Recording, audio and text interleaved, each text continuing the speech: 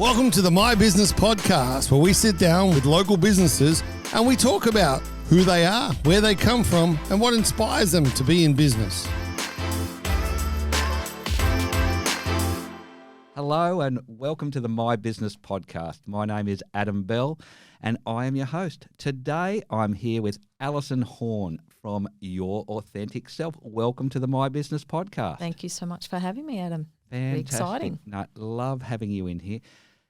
You've got a very interesting story, Alyson, where you've come from. Now, I'm just going to drop a few things here. So from being an adoptee, which is a very big part of your background, to then being a Domino's Pizza franchise owner, and now a naturopath and a creatrix transformologist. Yep, that's the long word. Tell me the story. Oh, where do you start? Yes, it's been a journey. Obviously, since I was born, I was relinquished as a baby, adopted out. And people say to me, how long have you known you're adopted? And I've always known, like it's been part of my life. And it was something that I considered to be normal. So you were told early? I can't even remember being told. So I've just been short, just always knew I was special. That was how they got around it, I guess. Yep. So that's been part of my life journey and not something that I really dwelled on too much. Although it's really quite interesting in hindsight when you start talking to other adoptees and you hear thoughts that they have. Like when I was younger, I remember thinking that maybe my mother was on Sesame Street. It was little fantasies you have as a child. Like it's apparently quite common. Okay. Yeah. So, yes, strange little things like that. But otherwise, I grew up in a pretty loving family. Like my parents did divorce when I was 3, but my dad was a constant part of my life as well. He and Mum had a good relationship, which I've always been really grateful for. And we sort of moved town to town. Mum married a few times, but other than that, I had loving cousins. And did you have brothers and sisters? Yeah, I had two brothers. And were they adopted as well? No, they were both my mother's sons. A very long story. I won't go into it. We could be here for hours. But one of my brothers, he was like 10 years older than me when I was adopted, so he was my big bro that sort of looked after me. Mum had a pretty terrible journey with husbands, I guess, and a lot of tragedy in her life. And so I didn't sort of really grow up knowing very much about my eldest brother. He was literally married when I was adopted, so I was an auntie the day I was adopted. Wow. And, so my family circumstances were I was pretty loved. I knew that. I always knew that. And that's why it's really strange, because as I've started to do healing around my adoption journey, I have family members that go, but you were always loved, Ali. Like, why would you question? Why would you even worry about it? Like, you were taken from a family that couldn't. Why is there an issue? Yeah, what's the issue? And it wasn't until I actually had my first son that I really started to feel something's missing. Everyone kept commenting, oh, doesn't he look like his father's side of the family? You're like, hang on a minute, there's another part of the picture.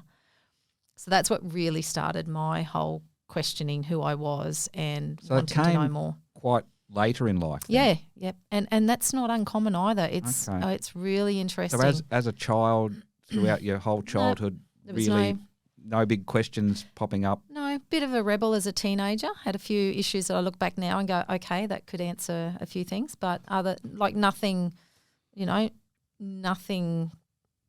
seriously damaging. I wouldn't say, like most people would look at trauma as being something that may be abuse or something that's happened earlier. Nothing that would stem that I would consider to be that I had gone through trauma. So, pretty, showgirl and in Girl of the Million and Quest, and quite up there all the time in the community and doing a lot of things. I guess I look back now and I really can recognise that who I was someone that always had to be performing to a high level though. Like I really wanted to be accepted in the communities, accepted by everyone else. So I was always trying to be an achiever and a happy and make others happy. And you think that was a heightened thing because of the adoption? Yeah, now that I'm unraveling and discovering little bit more of the psychology behind trauma. Oh, yeah. And discussing that with other adoptees, I'm really starting to see, and that really is what kicked in probably when I hit 50. Okay, so what you're saying here is, although you had a great childhood, Yep. although everything was, pretty much, let's say, Yep. wonderful, Yep. A normal childhood, Yep, normal. no different to someone who hasn't No, been not adopted, drastically. there was an underlying trauma there that you didn't realise till later in life, Yep. and that's now giving you the inspiration to be doing what you're doing. Yeah, definitely. It's really done a complete circle for me to actually really recognise who I am and who I grew up being is two different things. And I have found my heritage. I've found my Well, that mother. was going to be a question at some point. Yeah. Do you want to tell us a little bit about that? Sure. So after I had my first son, that was obviously what stemmed things. And so I applied to Jigsaw to find information. A lot of things back then, this is back in the 90s, were still, you had to make a lot of applications to be able to get identifying information. I had a lot of records that my mum and dad had always kept for me. Mum had, and they were very open to me finding my birth parents. So I was very, very lucky in that instance as well. And as soon as I actually connected, it was pretty quick. Yep. Pretty quick connected with my birth mother. And she was literally on the bus and up and met her within a week. So that was a really huge roller coaster journey. It was like, wow. I would have so many questions I know. around that. I but know. maybe We could do we could another. probably do Yeah. another whole podcast yeah, on yeah. that. So anyway, my journey has been, we had a relationship for about 10 years and then that relationship ended. So like I said, it could be a long journey here. And then about 6 years ago now, I finally got the nerve up again to find my father. And so... So at the time you found your mother, you hadn't That found was your it. father. No, Okay. no. She had given me his name, which was good, but it was always just sitting there. And I knew the story and that was all I needed and I was happy enough with that. So finally this journey came that I needed to find the rest of the information. So I went out and found my father. So, yeah. And how did that go? Yeah, no, that's good. It's good. I am in contact with him still. It was a bit challenging. COVID came along and sort of put a stop to us getting to know each other more due to border restrictions and things. But, it's just so I'll share a little bit of a funny – my nephews, Luke and Josh Packham, who've been on The Block and Love Island, and it was really funny because as we're sitting there watching them on TV, we'd only just sort of found the family a year beforehand, and I'm just like, how – Oh, they're blood family. Blood family. They're my sister's boys, so they're my nephews. And we could just be how it just blows me away. You could be just sitting there watching TV and there's somebody on there and you have no idea that they are so close. Like my children are their only real first cousins. They don't have any other cousins. And Incredible. or any other auntie or uncles like that. Yeah. So, it's just weird how you can perceive and you just can't even imagine that there are these connections out there. And since, the whole ancestry DNA, I have found another cousin on my mother's side who was adopted at birth, found him when I started trying to find my father. It was like, who's this connection over here? And he was adopted at birth as well. And then on my father's side, I think we found there four that don't know how they fit in the family, but we're all genetically connected, and found that our grandfather had a son to someone else, so we're connected that way. So things happen, and it's just amazing the skeletons that come out of the closet with ancestry DNA these days. It's just, it's pretty, Sounds like exciting. There's some incredible stories to explore there is. another time. Yep, But yep. look, let's move a little bit onto business. Yep. Tell me, you're a qualified naturopath. Yes. That's what you qualified in. That's Yes. what you've studied. Yep. But you ended up a Domino's Pizza franchisee. Everyone goes, how does that work? How does that happen? I know. I thought to myself too, look, I graduated back in 2006 and had my own clinic in Chinchilla and worked that out of home and had a lot of fantastic support from the community. And I will say, though, it's a huge learning journey when you're trying to piece together other people's health and healing for them, and they do not see themselves as being able to follow or understand everything. And I was so passionate, and I just wanted to teach everyone everything about why. And And I was literally burning myself out. And I came to the realisation pretty quickly at that time that not everyone was ready for a healing journey. And also at that time, looking back now, I went through my own – that was literally when I had a falling out with my birth mother. And I look back now and I can go, that's what triggered things. It was like I just went, well, stuff it, and sort of gave up. And this business opportunity came along, and the whole idea was to put some financial security. My hubby was a diesel fitter in the mining industry. So and it crashed and boomed and everything was going on. And we could see an opportunity for this business, and we just thought it was easy as put a manager in, run it. Our 4 kids could work there over the years. It would be a financial backing. Sure. And I could go ahead and do what I was doing from the passion of it, not from the purse strings side of things. And it didn't really work out that way. Very quickly I realised that any business like that, you have to be involved. I had to. And I had to be hands-on. And it took me 5 years for me to even get to that point where I won Best Store in Australia, New Zealand. That's how determined I was. And I think now I look back and it was like a whole, I'll show you how good I am. Like you're continuously trying to prove yourself. And we probably relate that back to what we were saying earlier. Yep.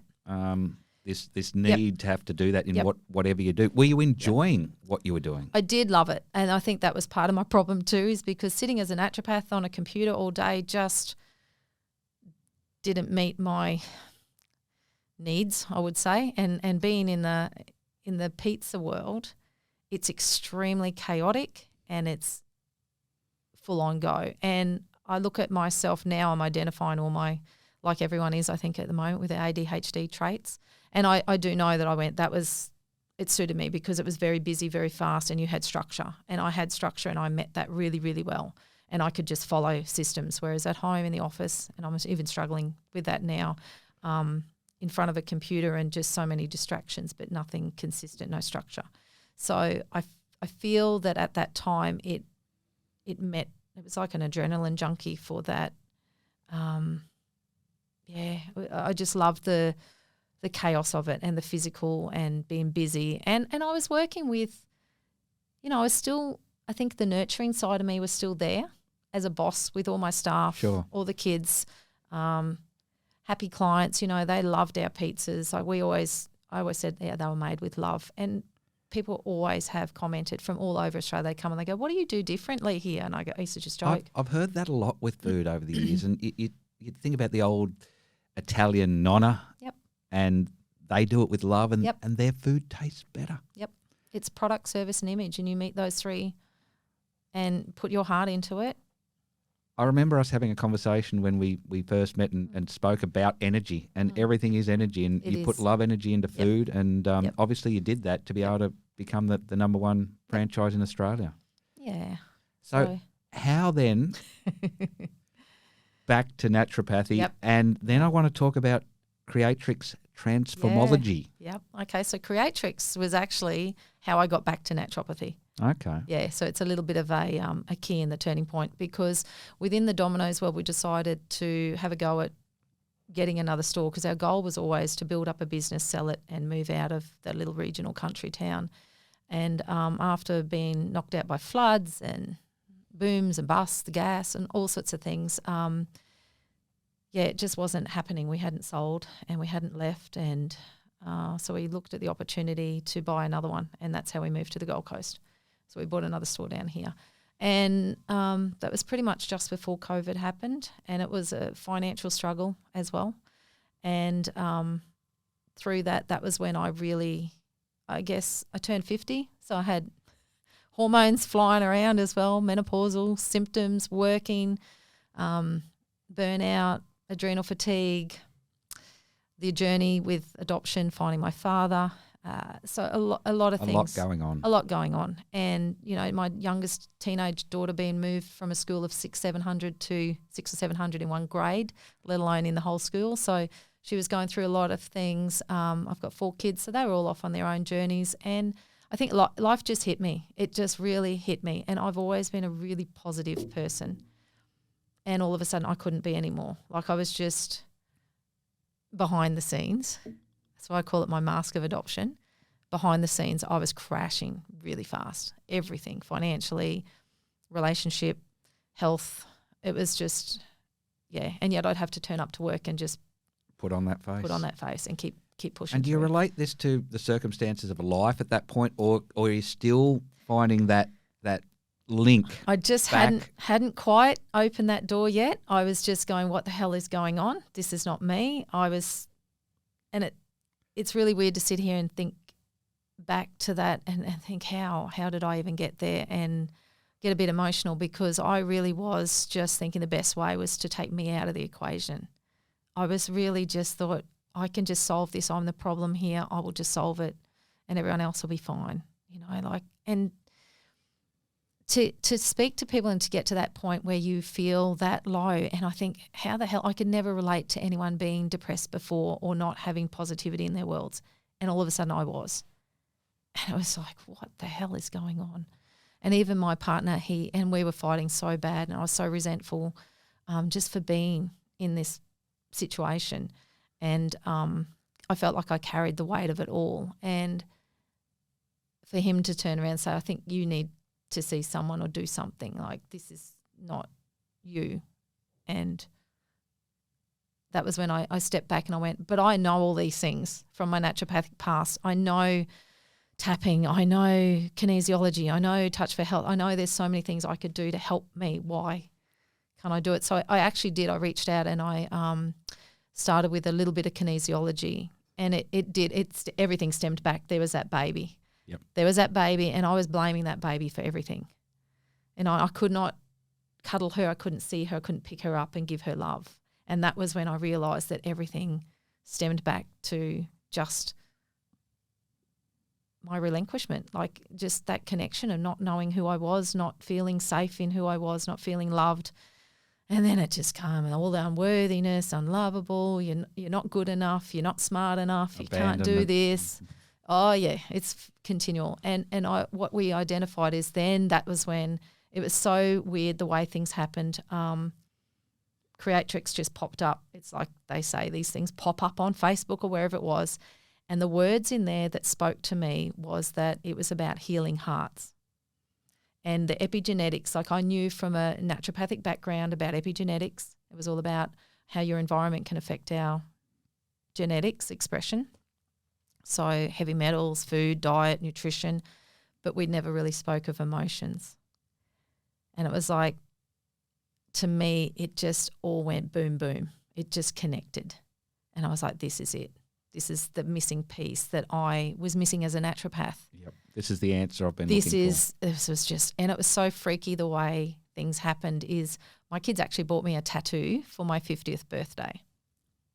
And it was an intuitive tattoo. So you go and she does a reading, and that's where the tattoo has a message. Right. So that's my beautiful tattoo. You can see. This is for those watching, have a look there. This is it. Looks good. I don't know if you can see it. I like it. But what stood out to me is in the reading, when she gave me the reading, in the tattoo and in the reading it came this root, this heart, your root, heart chakra. The root was in the heart chakra. And my ancestors, the message that came through is your ancestors have sent you here to heal hearts and to be patient because you feel frustrated that you can't see how that could happen right now, but in the right time you need to trust that this is what you're here for. This is what, just be patient, you're here to heal hearts. And it was just so, this all happened within a week. And then the Creatrix came up and I was like, oh man, this is it. But financially I had no way of even reaching out to do it. Like we were in a financial big mess. And we ended up selling a camper trailer that we had that we weren't using a lot. And I discussed this with my partner, and it was quite a big investment for me to follow the Creatrix journey. And it took me 6 months of, saving and organising and doing things. And that's where Creatrix came from. And the thing is with Creatrix is you don't jump in and just do training and then work on people. You have to work on yourself. You have to really clear everything yourself because you cannot talk the talk unless you're walking the walk. And that's what I really loved. And I went, this is about me. So I sort of jumped into it because I thought this is something I would love to do again in the future. But hey, I'm a Domino's franchisee. When am I going to do that? But I needed to heal me at that time. That was pretty much where I was in that place. Like, just I need to get me through this. Yep. And within... But what a fabulous opportunity, though, Yep. because you knew you wanted to heal yourself, but you also knew Yep. that you wanted to be a healer of hearts. Yeah, And yeah.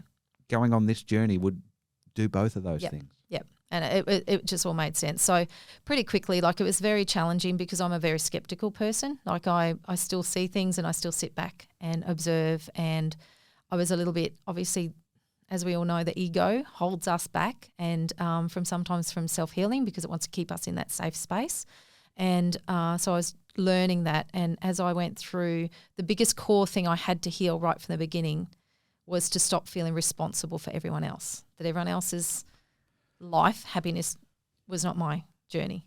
They're on their own journey. You can come into it and help Yeah. where you can, but you're not responsible for it. So that was the biggest, what I would call, breakthrough moment for me, to be able to step away and let go of Domino's.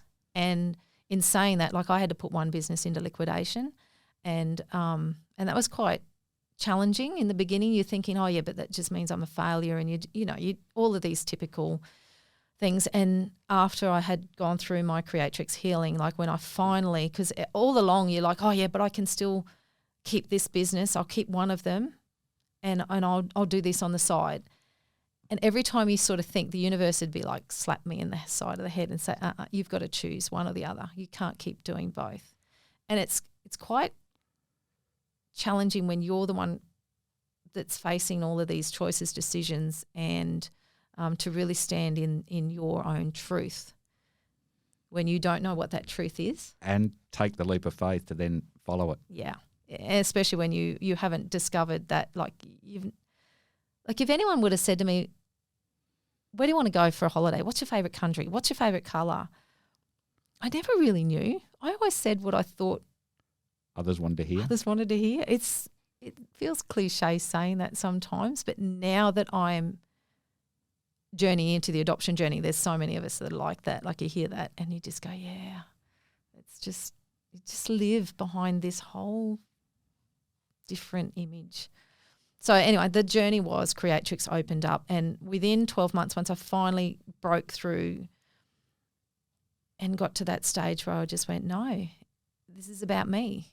This is not about me fixing anyone else. This is not about me being there for anyone else. This is about me having to be there for me in my wholehearted, and that is where your authentic self came from, because I knew I had to step out from behind that mask in it, no matter what. And in saying this journey has happened at a time when the world around us started to be extremely censored. And I have a voice, and I have many things I've never been able to step forward and say, and especially in the health industry. So I really felt a lot of things happened within that time period of me healing, because as I was healing and stepping into my own voice and my own authority, there was also challenges from everywhere else to shut me up. Yep. During that time. Like, I understand it. It's a real, like, even from family, those I loved, those I grew up with, who all of a sudden were telling me, no, you can't think, say, do, be. Like, that's. And so I really went through this journey at a time when a lot of people, I guess, were, silenced and questioning things, and you start to question, and even within the industry, within the franchise industry, being able to stand up as a business owner, to represent all my staff, my team, my family, financially, and with decisions. So it was really quite a challenging year. And I honestly just thank goodness for having Creatrix in my life, because we can just reach out with other, as we call ourselves, sisters, to help get through those challenges. So, I feel a lot more stable in my voice and who I am, and coming through that whole period. But, being able to step out of all of that business, we've sold, the 2 businesses have gone. We sold an investment unit that was also losing us money for many, many years thanks to cyclones. We've just finished selling our family home, and that was the hardest, because That was my only home that I'd ever had. 31 years we've had that house, and we turned it from this little old box and renovated it, and our whole family, one of my sons was literally born there. To step away and let go of that was the next part of the journey. And it's quite challenging to believe in yourself so much that you have to make these decisions. Huge decisions. Keep Life stepping decisions. forward. Full-on life decisions. So that's where I am right now.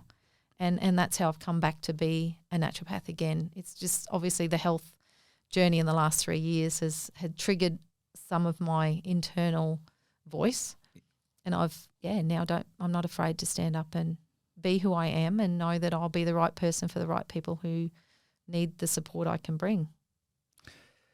So now you combine the naturopathy and the Creatrix program. Look, tell me, what is the Creatrix program and who is it designed to help? So Creatrix is a personal development method, and it is designed only for females who have been born with a uterus. Let's put it that way. Well, one question was going to be, can it help men? But obviously the answer to that is a clear no. And the difference is that what we're discovering is the male brain and the female brain is actually different in the way it works. So most of all of the mindset methods are very allocated along to the male brain. They're very linear. Females have a lot more feelings. Let's say we attach all of our memories to feelings and emotions. So the way Creatrix works is specifically designed to work with the female. And what I loved about it is it's not like some therapies take you back. You have to go back through the trauma to heal from the trauma. This is not like that. A lot of other ones is somebody else, like even kinesiology. As a kinesiologist, like you're, muscle testing to get the information, but you are still part of that picture. So this is, you act as a facilitator, but the person is doing all of their own work, literally. Work and healing. So even with hypnosis, like you're under like in a subliminal state. This one is working with the subconscious, but in a really safe, fun, fast way. Like it changes your perspective on things. It changes, you are gathering your own wisdoms. And what I love about it is it's not anything to do with our journey from birth to now. It is, people could actually, and this is the epigenetics, like they've proven that you can go back 7 generations. So just as much as we have our shaped nose that's come from somewhere in that line, we have similar temperaments or emotional reactions due to something somebody else has experienced. So what we're dealing with and how we're reacting today may not just be because of our childhood or our experiences. It may be somebody else's. And it was really interesting as I started to uncover my adoption journey with healing rejection and abandonment. I realised that my mother had gone through rejection and abandonment as well from her parents. Like because she was 19 and she was pregnant and unmarried. Do you think that had something to do with her wanting to adopt? Oh, for sure. Yeah, no.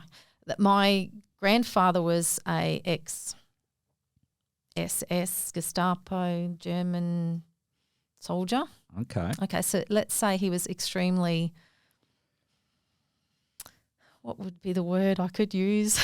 I don't know the word. Oh, well, let's just go regimented. You just don't go home pregnant to a family that's, yeah. So my mother actually tried to commit suicide when she found out she was pregnant with me and ended up in the hospital. Yeah. So that's the journey the path she was on. And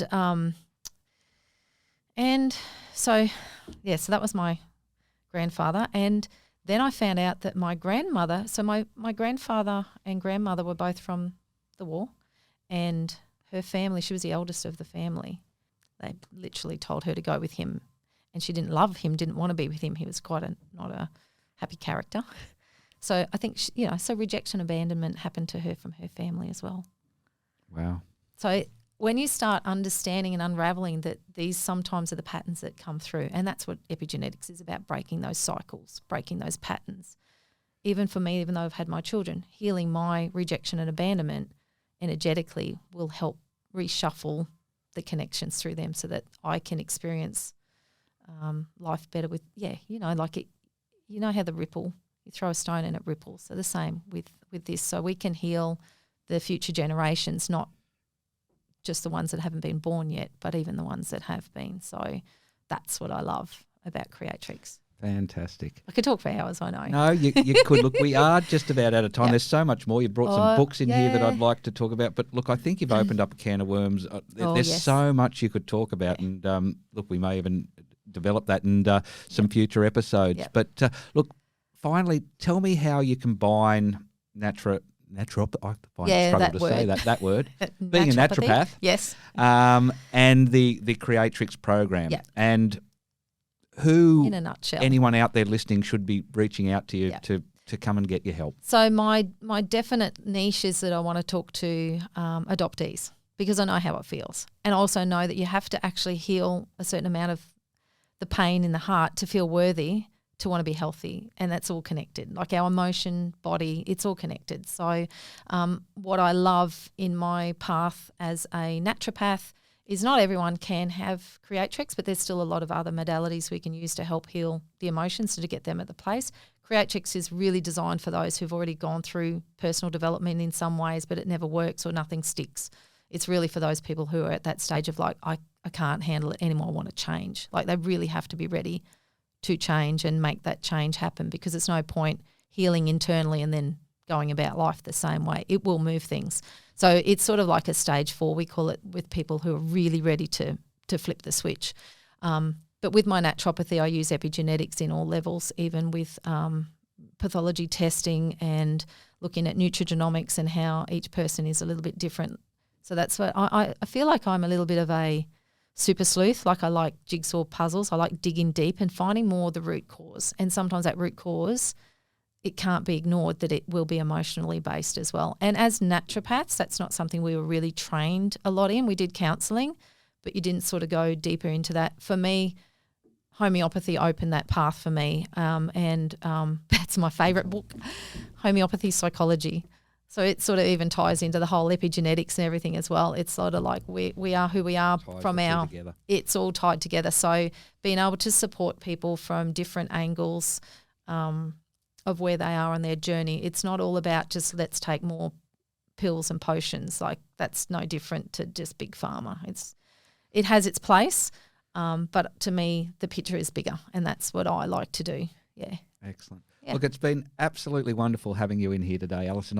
I'm blown away by your knowledge and what you're doing and your backstory, and look, really hoping that I'm just getting started. This, in some more episodes, whether it be here or on another series. But look, how can somebody who's listening out there and wants to know more, how can they get in touch with you? Okay, so Your Authentic Self with a little underscore at the bottom is on my tag, but I have not quite got my website launched yet, but it's up and coming, just about ready to go. Do you have the domain? No, not yet. I'm 100% sure on that. Domains have been causing me a little bit of... Okay. Mm-hmm. We will have that in the link. We'll put it in the link once it's there. I do have a Linktree link, and I've got my Facebook and Instagram pages. And your email address?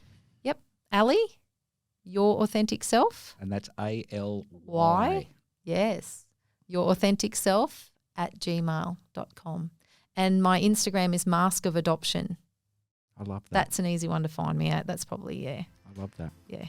Excellent. No worries. Thanks so much for coming in. You're very welcome. Thank you very much for having me. Thanks for listening to the My Business Podcast. If you want to be on our podcast, please reach out to the team on all our socials at mybusiness.pod.